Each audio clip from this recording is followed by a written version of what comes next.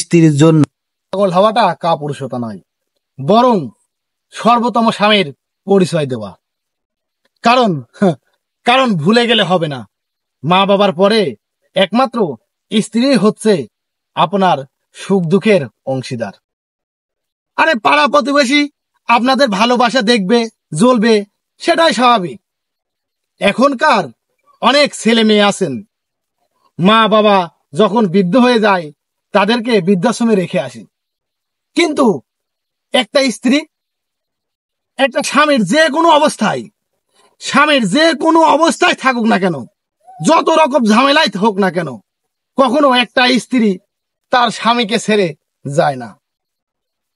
আমরা মানুষ কার কথাটা বেশি ধরি?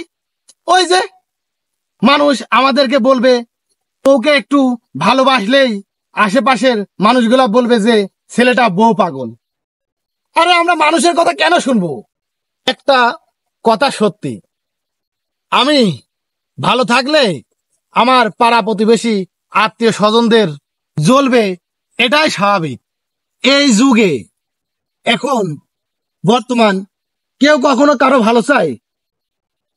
আরে আশেপাশের মানুষ সবচেয়ে বেঈমান, বিশেষ করে নিজের কাছের মানুষগুলা, যে আত্মীয় স্বজন তারা যারা আপনাকে নিয়ে সমালোচনা করবে।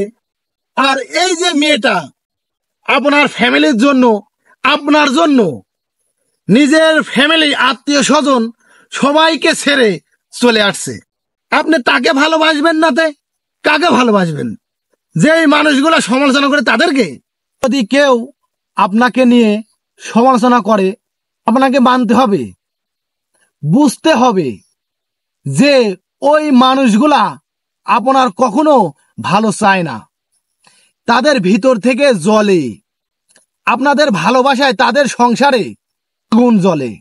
অতএব আমি এতটুকু বলি, আপনি সংসারে সুখী হতে চান, যেই মানুষটা আপনার কাছে আছে আপনি তাকে প্রায়োরিটি দিতে শেখেন, তাকে মূল্যায়ন করতে শেখেন,